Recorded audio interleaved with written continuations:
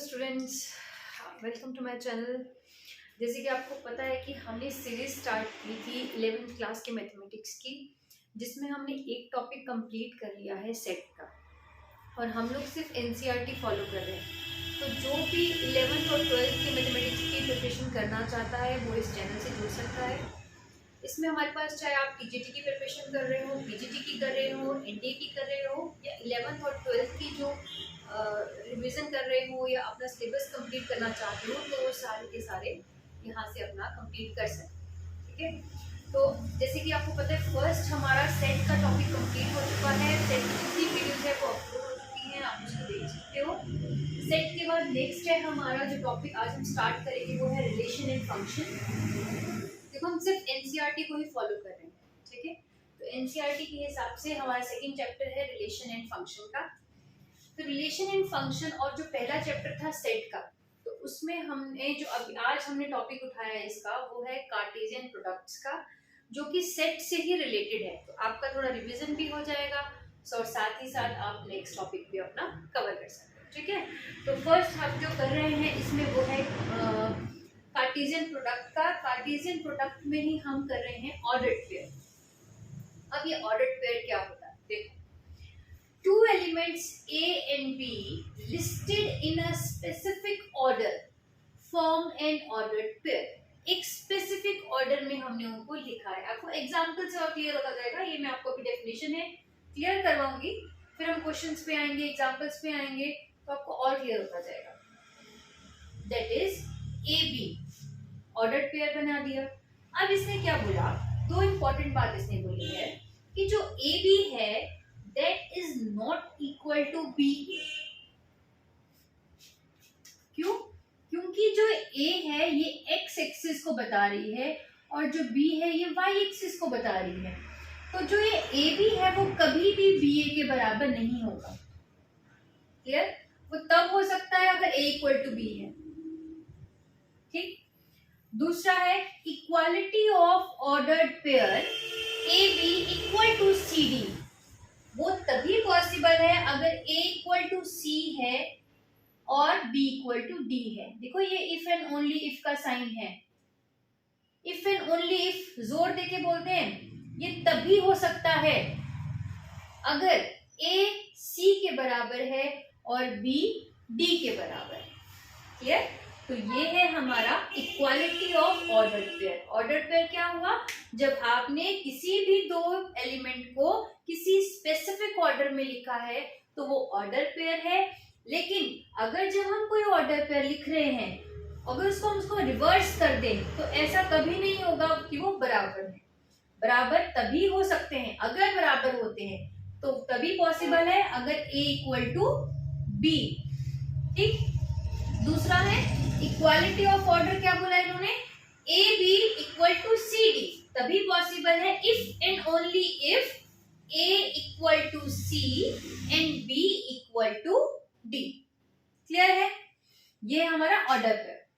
Next है जो Cartesian product का ही है, ये कार्टेशियन प्रोडक्ट का ही था ऑर्डर पेयर। ठीक, अब कार्टेशियन प्रोडक्ट क्या है ये, let A and B be two non-empty set। non-empty set मतलब कुछ ना कुछ वैल्यू होनी चाहिए। The Cartesian product of A and B is defined as the set of all ordered pair AB। set of all ordered pair AB where A belongs to capital A and B belongs to capital B। क्या बोला इसने कि A और B दो set हो गए, और दोनों सेट में क्या हो गया, जब हमने इनका ऑर्डर पेयर बनाया, कार्टेशियन प्रोडक्ट लिया। कार्टेशियन प्रोडक्ट को कैसे हम मेंशन करते हैं, A क्रॉस B। ठीक है, it is defined as the set of all ordered pair A B। अब दोनों के एलिमेंट्स ले लिए हमने, A और B स्मॉल। ठीक है, तो इसमें जो A होगा वो पहले वाले सेट से बिलोंग करेगा और जो B होगा वो दूसरे सेट से बिलोंग करेगा। Where small a belongs to capital A and small b belongs to capital B। अब इसने इसी को ही सेट बिल्डर फॉर्म में लिख दिया है। क्या कहा है? A B where A belongs to capital A and small B belongs to capital B. अब इसने क्या बोला? अगर ये एम्प्टी सेट होते हैं, अगर ये एम्प्टी सेट होते हैं तो ए क्रॉस बी भी एम्प्टी होगा। क्लियर? अगर ये नॉन एम्प्टी होते हैं तो फिर इसमें कोई ना कोई वैल्यू आएगी, और जो पहली वैल्यू होगी वो पहले सेट को बिलोंग करेगी, जो दूसरी वैल्यू होगी वो दूसरे सेट को बिलोंग करेगी। क्लियर है? इसका कुछ एग्जांपल ले लेती हूँ मैं आपके सामने ताकि आपको और क्लियर हो जाए। एग्जाम्पल देखो, दो सेट लिए इन्होंने ए और बी। ए सेट लिया 1 2 3, बी सेट लिया x और y। अब ये इंपॉर्टेंट है, इस पे ध्यान देना। ठीक है, ए और बी, ए में 1 2 3 ये पहला सेट है, बी में x y ये दूसरा सेट है। दोनों का प्रोडक्ट कैसे होगा? अब देखो, इसको मैं ऊपर लिख देती हूँ, आपको ऑर्डर पेयर भी क्लियर हो जाएगा।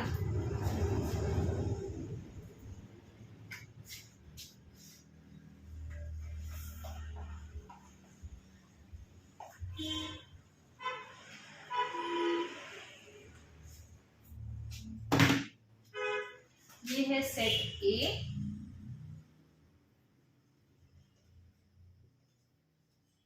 One two three, set B X Y. अब देखिए ए क्रॉस बी क्या होगा, कैसे निकालेंगे कार्टेशियन प्रोडक्ट? हर एक एलिमेंट ए का बी के हर एक एलिमेंट के साथ पेयर बनाएगा। क्लियर? हर एक एलिमेंट ए का बी के हर एक एलिमेंट के साथ पेयर बनाएगा। एक मिनट वेट करना।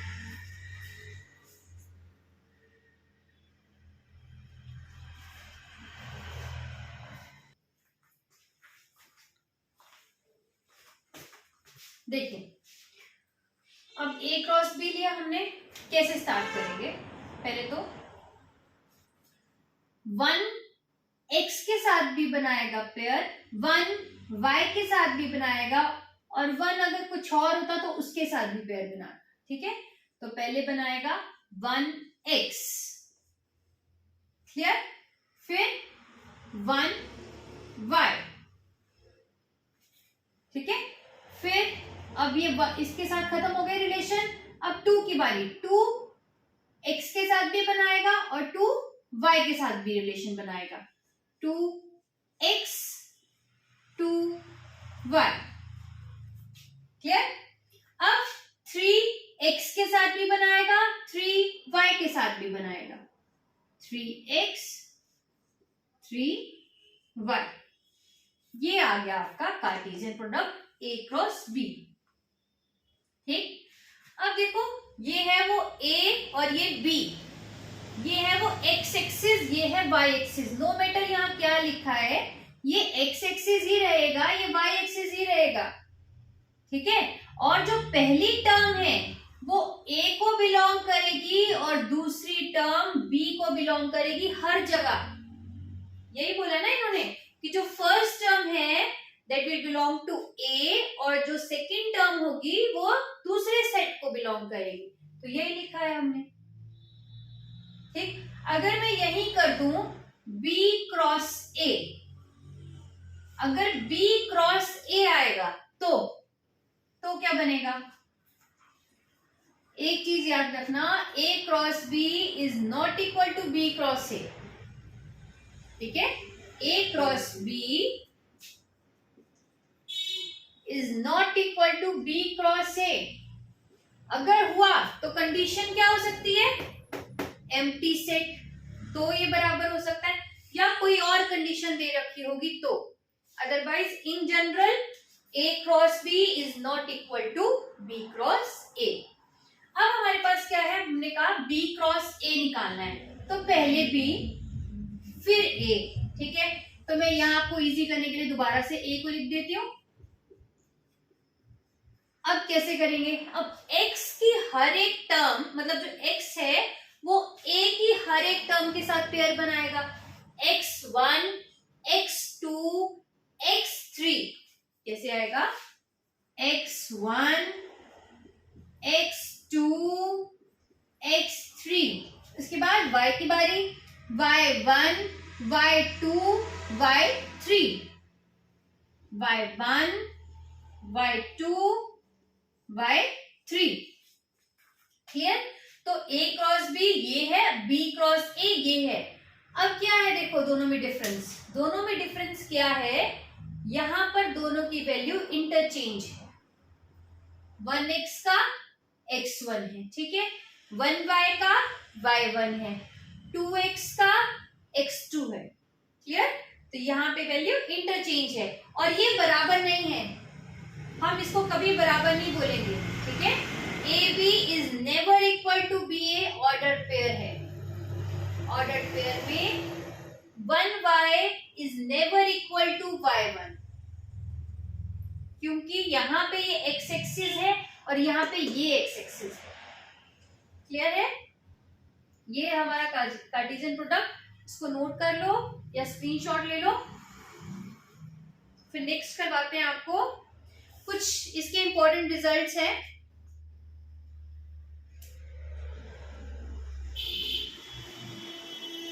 इसके इंपॉर्टेंट रिजल्ट्स करेंगे कुछ।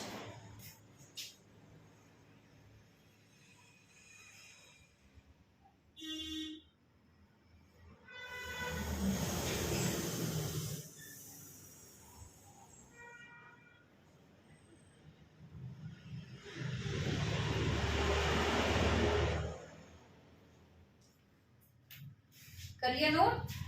इंपॉर्टेंट रिजल्ट लिखवाने से पहले एक चीज और इंपॉर्टेंट है, वो भी नोट कर लो। ये नोट कर लिया आपने तो मैंने रब कर देती हूँ।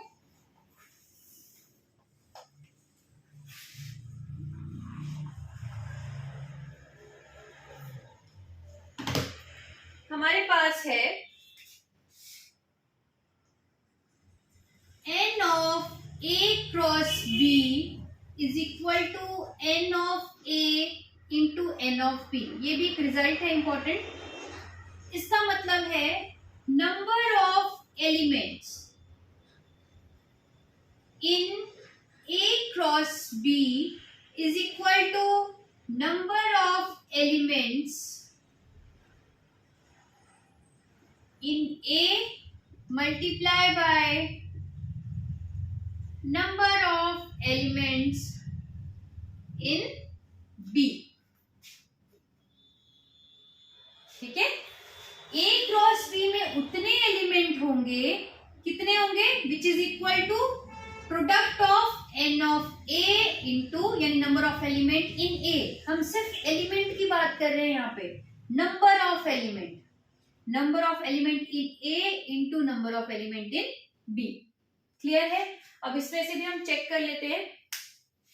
1 2 3 3 एलिमेंट है, 1 2 2 एलिमेंट है, यानी 3 5 जा सॉरी 1 2 एलिमेंट है, यानी 3 2 जा 6। तो हमारे पास क्या 6 एलिमेंट बने हैं, 1 2 3 4 5 6 बन गए। अब B क्रॉस A में भी चेक कर लेते हैं, 1 2 3 4 5 6।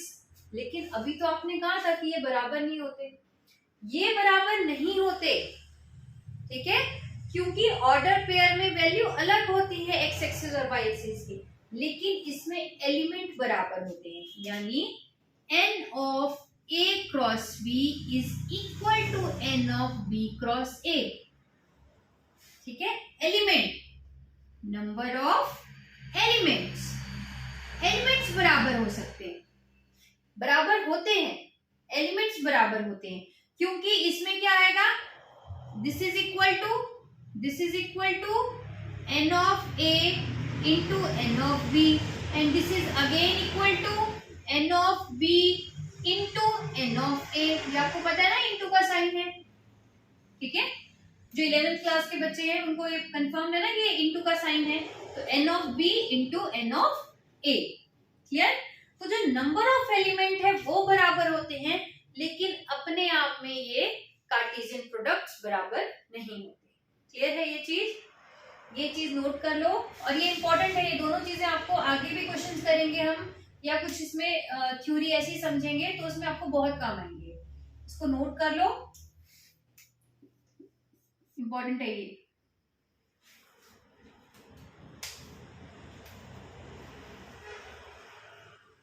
Number of elements order pair में भी ऐसे ही रहेगा, ऑर्डर पेयर भी सेम रहेंगे, ठीक है, मतलब उनके जो नंबर्स रहेंगे वो भी सेम रहेंगे।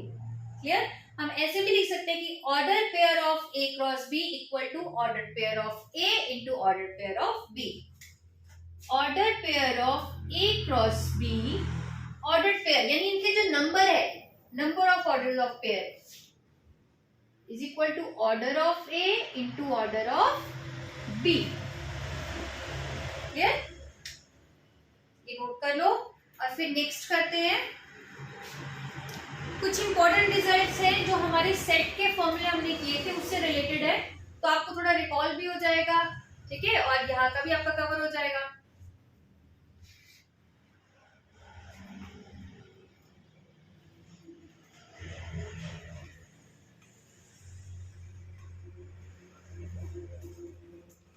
आई होप आपने स्क्रीनशॉट ले लिया होगा या नोट कर लिया होगा, ठीक है। इसके नोट्स बना के अपने पास रख लेना, क्योंकि नोट्स बहुत इंपॉर्टेंट है।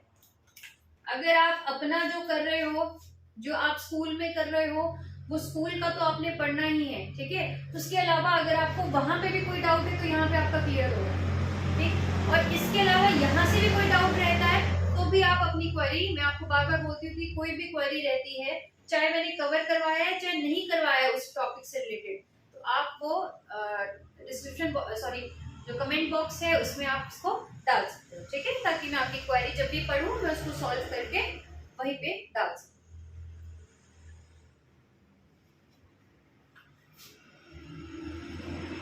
ठीक है, फिर नेक्स्ट करते हैं क्या है इसके important results.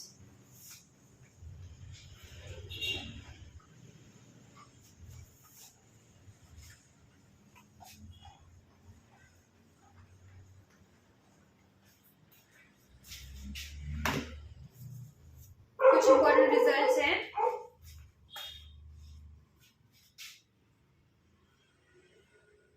A cross B union C,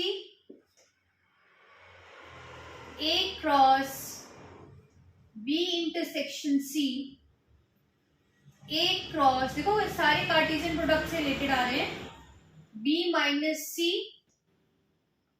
A cross B intersection C cross D।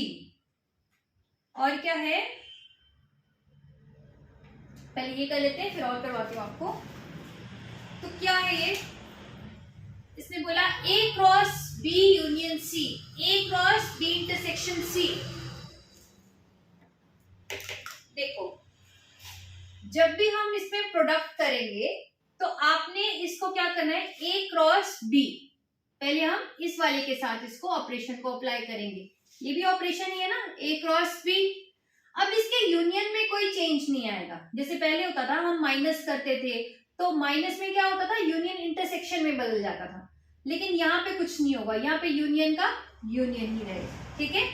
A cross C मतलब पहले A ने B के साथ ऑपरेट किया, यूनियन A ने C के साथ ऑपरेट किया, A क्रॉस C। क्लियर है? उसके बाद सिमिलर ऐसे ही होगा, A cross B, A cross B intersection A cross C, A cross C। Clear है? बहुत इजी है।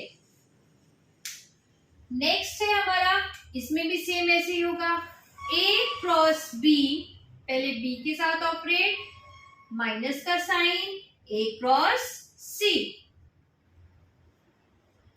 ठीक है। Next A cross B intersection C cross D।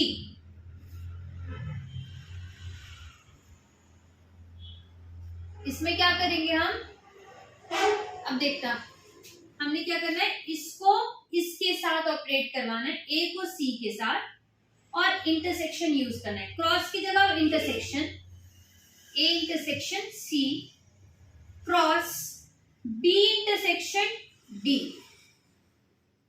Clear? A का पेयर बना दिया सी के साथ और लगा दिया क्रॉस बीच में और लगा दिया इंटरसेक्शन, फिर क्रॉस बी इंटरसेक्शन डी। ठीक है, ये सिमिलर है, आपको याद रखने हैं, इसलिए मैंने साथ में करवाए हैं। ये नोट कर लो। धीरे धीरे हम क्वेश्चंस भी करेंगे इनके ऊपर, पहले आप नोट कर लो, फिर हम क्वेश्चंस पे भी आएंगे इकट्ठे। ठीक है, ये कुछ की पॉइंट्स है, इंपॉर्टेंट है, इनको नोट कर लो बस। फिर जब हम क्वेश्चंस पे आएंगे तो आपको इजी हो जाएगा, क्योंकि आपको पता है फॉर्मूला ये है।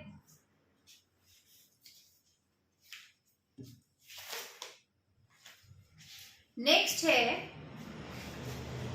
If A is the subset of B, अगर A B का सबसेट है and C is the subset of D, then इसने बोला अगर A B का सबसेट है और C D का सबसेट है। सबसेट का मतलब क्या होता है कि A में जो एलिमेंट्स हैं वो सारे के सारे एलिमेंट्स B के अंदर है।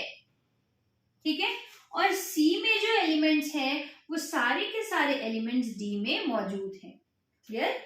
ये है सबसेट का मतलब। तो अगर A B का सबसेट है और C D का सबसेट है तो कार्टेशियन प्रोडक्ट में क्या होगा, A cross C is the subset of B cross D।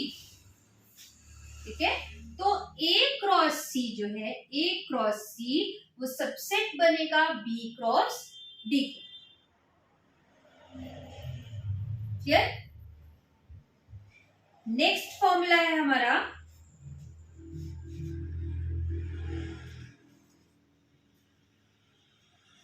If A is the subset of B, अगर A B का सबसेट है then A cross A, then A cross A is the subset of A cross B intersection B cross A। देखो हमने बोला कि ये दोनों similar नहीं होंगे बिल्कुल भी। जब सिमिलर नहीं होंगे तो फिर इनका कॉमन आएगा क्या? इनका कॉमन तब पॉसिबल है अगर कोई ना कोई ऑपरेशन हो, या तो वो फाइव हो या फिर कुछ आपको कंडीशन दे रखी हो। कंडीशन क्या है कि A के अंदर जो एलिमेंट है वो सारे एलिमेंट B कंटेन करता है। तो इसमें कुछ ना कुछ इन्होंने क्या कर दिया आपको, ठीक है, कोई कंडीशन लगा दी। और कंडीशन ये है कि A B जो है अगर A के एलिमेंट्स लेता है तो कुछ ना कुछ कॉमन आएगा। ठीक, तो जो A क्रॉस A होगा मतलब इसका खुद के साथ जो भी कार्टेशियन प्रोडक्ट होगा वो किसमें कंटेन करेगा, इन दोनों के इंटरसेक्शन में होगा ही होगा। इसमें कुछ कॉमन आएगा और जो भी कॉमन आएगा उसमें इसके एलिमेंट्स मौजूद होंगे। क्लियर? आपको ये याद रखना है, ये कंडीशंस याद रखनी है। समझ के करोगे तो आप याद रख पाओगे।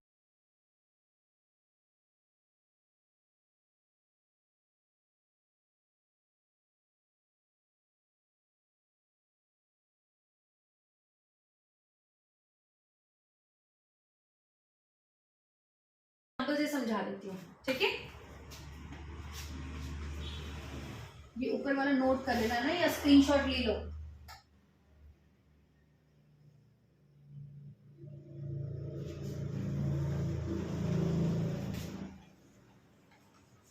अब हमारे पास क्या है नेक्स्ट, ये वाला फॉर्मूला बोला ना प्रूव करने के लिए। एग्जांपल ले लेते हैं हम। हमें बोला है A is the subset of B, मतलब A में जो एलिमेंट है वो सारे के सारे B में है। तो A ले लिया 1 2 3 1 2 3 और B ले लिया 1 2 3 4 5 6 4 5, इतना ही है 4 5। ठीक है, अब क्या है, हमें बोला है एक तो A cross A cross B B cross A। ठीक है, पहले हम ए क्रॉस ए निकाल देते हैं, ए क्रॉस ए मतलब ए का ए के साथ ही, तो मैं 2 बार लिख देती हूँ ए को ताकि पेयर इजीली बन सके, कंफ्यूजन ना हो। ठीक है, जब आपको आ जाएगा तो आपको डबल बार लिखने की जरूरत नहीं होगी। ठीक, तो पहले आपके लिए क्या करते हैं, 2 बार लिख लिया। अब बनाते हैं ऑर्डर पेयर। क्या है, इसका एक एलिमेंट सभी एलिमेंट के साथ एक एक करके पेयर बनाएगा, फिर ये वाला सबके साथ एक एक करके पेयर बनाएगा, और लास्ट में ये वाला इन सभी एलिमेंट्स के साथ एक एक करके पेयर बनाएगा। तो 1 1 1 2 1 3, अब 2 की बारी, 2 1 2 2 2 3, ये 2 का हुआ। अब 3 की बारी, 3 1 3 2 3 3, ये हुआ ए क्रॉस ए। ये इक्वेशन 1 याद रखनी। एक हमने ये कंडीशन कर ली, एक हमने ये कंडीशन कर ली। ठीक है, अब हम ए क्रॉस बी निकालेंगे और बी क्रॉस ए निकालेंगे। ए क्रॉस बी क्या आएगा, ए क्रॉस बी, अब इसका काम खत्म हो गया, इसको रब कर देते हैं। ए क्रॉस बी 1 क्रॉस 1, सॉरी 1,1, ठीक है, 1,2, अब ये सब के साथ बनाएगा पेयर, 1,2 1,3 1,4 1,5। तो 1 ने क्या किया, बी के सभी एलिमेंट्स के साथ पेयर बना लिया। अब 2 की बारी है, 2,1 2,2 2,3 2,4 2,5। क्लियर। अब 3 की बारी है, 3,1 3,2 3,3 3,4 3,5। तो ये बन गए हमारे A cross B, A cross B. अब हम बनाएंगे B cross A, B cross A. B cross A में क्या होगा, ये इधर और फिर पहले इसको लेंगे फिर ए को लेंगे, तो पेयर बनाने के लिए इजी हो जाए तो हमने ए इधर लिख दिया। ठीक, अब क्या करेंगे, ये इसका हर एक एलिमेंट ए के हर एक एलिमेंट के साथ एक एक करके पेयर बनाएगा। तो 1 की बारी है, तो क्या आएगा, 1 1 1 2 1 3, 1 1 1 का 2 और 1 3।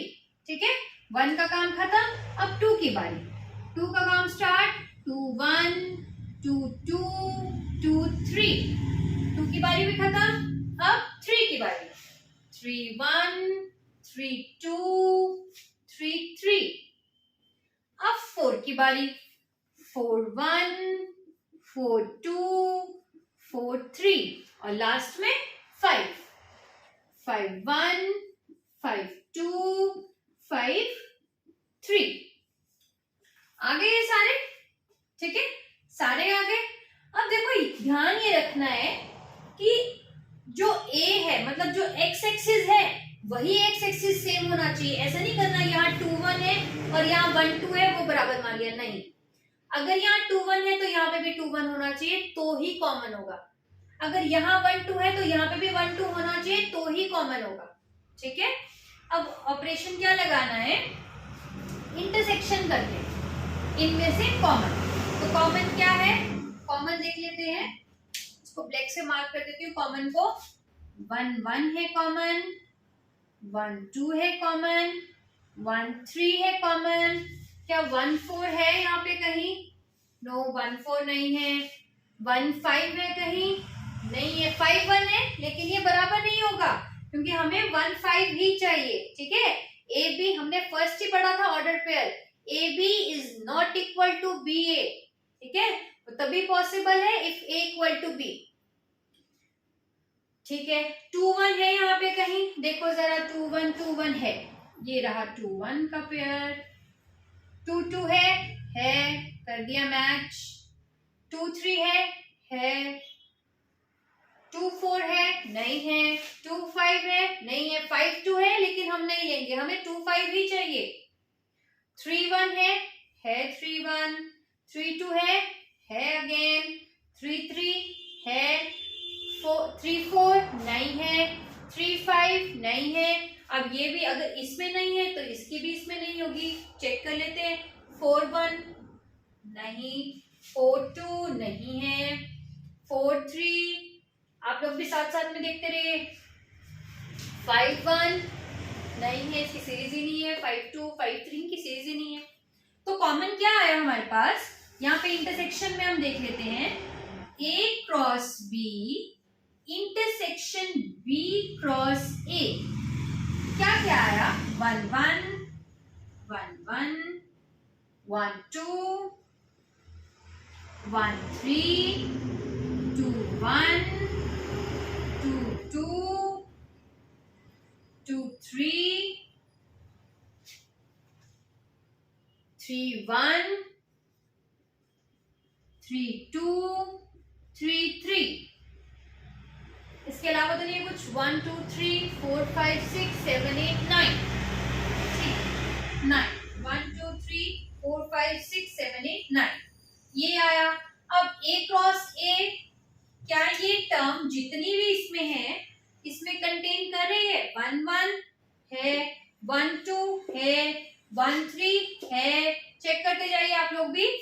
1 1 देखो, 1 1 है, 1 2 है, 1 3 है, 2 1 है, 2 2 it is, 2 3 है, 3 1 है, 3 2 है, 3 3 है। इस केस में तो ये बराबर आया, ठीक है, तो सबसेट तो हुआ ही, बराबर आया, ठीक। हो सकता है इसमें ज्यादा वैल्यूज आ जाए तो भी सबसेट रहेगा, ठीक। तो ये हमारा प्रूफ हो गया फॉर्मूला कि A cross A is the subset of A cross B intersection B cross A if A is the subset of B। Clear, ठीक है, तो ये याद रखना है, इसको नोट कर लो या स्क्रीनशॉट ले लो। अगर आपको थोड़ा मैसी लग रहा है तो यहाँ से थोड़ा सा पीछे रिवाइंड कर लो थोड़ा सा वीडियो को, उसमें यहाँ पे क्लियर दिया है, ठीक है। मैंने आपको कंफ्यूजन ना हो तो इसको मैच करने के लिए ये किया था। अगर आपको थोड़ा मैसी लग रहा है, ये नहीं पता चल रहा, तो थोड़ी सी वीडियो रिवाइंड करके स्क्रीनशॉट ले लो, ठीक है।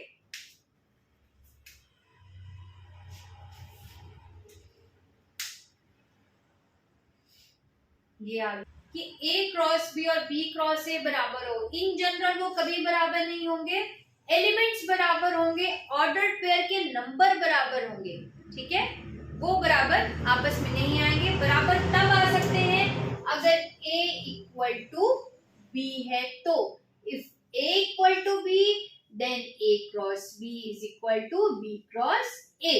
if A equal to B then this ordered pair can also be equal, ठीक है, अदरवाइज इक्वल नहीं हो सकते। ये है ऑर्डर पेयर, ये है कार्टेशियन प्रोडक्ट, ये भी नोट कर लेना, इंपॉर्टेंट है।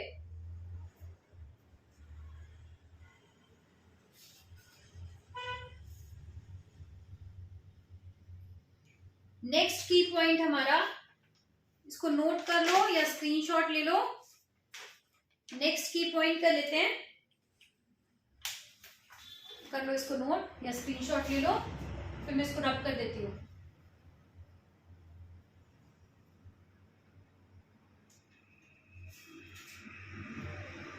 बस थोड़ा सा है, उसके बाद हम क्वेश्चनिंग पे आएंगे। कल हम क्वेश्चनिंग करेंगे, आज सिर्फ की पॉइंट्स करेंगे बेसिक। आई होप आपने कर लिया होगा, इसको रब कर देती हूँ। ये वाला की पॉइंट भी नोट कर लेना, ठीक है। इन जनरल ये कभी भी इक्वल नहीं होंगे, ये भी लिख लेना। In general A cross B is not equal to B cross A, ठीक है। क्या क्या कंडीशन बताई, एक तो ये कब हो सकता है, या फिर आपका A और B 5 हो तब इक्वल हो सकते हैं, या A इक्वल टू B हो, या कोई और कंडीशन, ऐसी कंडीशन हो तब भी बराबर नहीं है, लेकिन कुछ कॉमन तो है, ठीक है। बराबर तो तब भी नहीं है, ठीक है। तो ये जितने भी की पॉइंट्स है उसको नोट कर लेना, उसको समझ लेना और कोशिश करो कि खुद ही कुछ ना कुछ एग्जाम्पल खुद बनाओ और खुद उसको सॉल्व करो। ठीक है, जितना आप खुद इंटरेस्ट लोगे, देखो नंबर्स की गेम है सारी, अगर आप जितना इंटरेस्ट लोगे उतना आपको क्लियर होता जाएगा। आपको हर एक वीडियो में जितना करवाया जा रहा है उस वीडियो में उसको नोट करो और उसको एक बार रिवाइज कर लो। ठीक है, आपको वो वाला टॉपिक जितना यहाँ पर करवाया जा रहा है वो नहीं भूलेगा। ठीक है, आप उसको रिवाइज कर लो, सिर्फ एक बार नोट कर लिया, सिर्फ कॉपी पेस्ट करके नोट कर लिया, एक बार रीड कर लिया समझ के। ठीक है, बस उसको बंद कर दो। मैं ये नहीं बोल रही कि बहुत उसको करते रहो करते रहो करते रहो, उसको बंद कर दो। फिर नेक्स्ट जब आप नेक्स्ट डे का वीडियो करते हो तो पीछे वाला एक बार देख लो कि आपको क्लियर है। फिर आप एक वीक में पूरा अपना एनालाइज करो, अपने आप को क्वेश्चंस खुद दो, उन्हीं क्वेश्चंस बेस्ड जो मैंने दिए। ठीक है, उनको दो और उनको देखो कि आप सॉल्व कर पा रहे हो या नहीं। ठीक है, अगर आप सॉल्व कर पा रहे हो तो इट मीन्स कि आपको समझ आ रहा है। ठीक है, तो हमेशा अपने आप को खुद ही इवैल्यूएट करते रहो। ठीक, नेक्स्ट कर लेते हैं, फिर थोड़ा सा बचा है।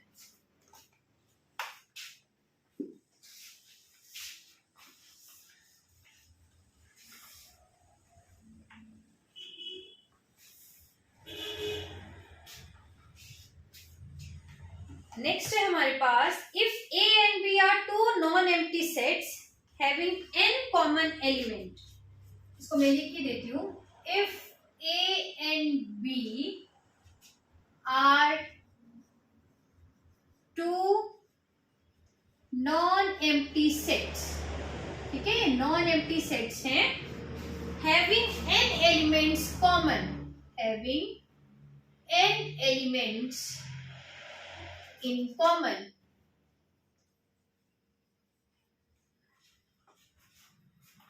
then A cross B and B cross A have elements in common। देखो इसने बोला A और B कुछ एलिमेंट्स हैं, इसमें भी और इसमें भी, और उसमें से जो कॉमन है वो n एलिमेंट्स है, n एलिमेंट्स कॉमन है। तो A क्रॉस B में देखो यहाँ एक ये है एक यहाँ है। ठीक है, अब इसमें भी एक और टर्म आ गई, इसमें भी एक और टर्म आ गई, तो आपने क्या करना है, A क्रॉस B और B क्रॉस A में n स्क्वायर एलिमेंट्स होंगे जो कॉमन होंगे। ठीक है, n स्क्वायर, A और B में क्या है, n है, तो A क्रॉस B में और B क्रॉस A में n स्क्वायर आ जाएंगे। ये भी डबल हो गया, ये भी डबल हो गया, क्लियर, और ये भी प्रोडक्ट में डबल हुआ, ये भी प्रोडक्ट में डबल हुआ, n इंटू n। ठीक है, तो n स्क्वायर बन गया। तो याद करने का तरीका यही है, A और B में अगर n एलिमेंट कॉमन है तो A क्रॉस B और B क्रॉस A में n स्क्वायर एलिमेंट कॉमन होंगे। क्लियर है, इसके ऊपर डायरेक्ट क्वेश्चन आ जाता है, डायरेक्ट क्वेश्चन इसके ऊपर आ जाएगा। नेक्स्ट हमारा की पॉइंट है, if A is the subset of B, की पॉइंट्स हैं, ठीक है, if A is the subset of B,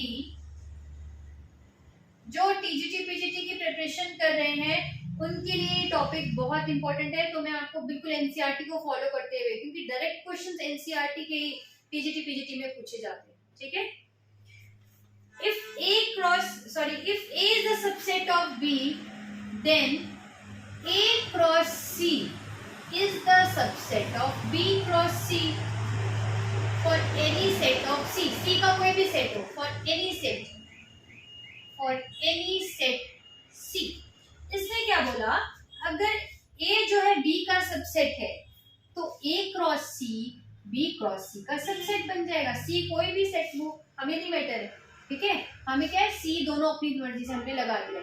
आपको अगर फॉर्मूला याद करना है तो ऐसे याद रखना कि हमने अपनी मर्जी से C दोनों तरफ लगा दिया। ठीक है, if A is the subset of B।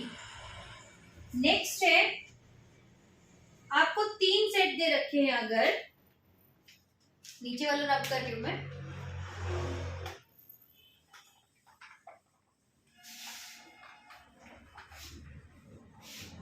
अगर आपको ए बी और सी तीन सेट दे रखे हैं, फॉर एनी सेट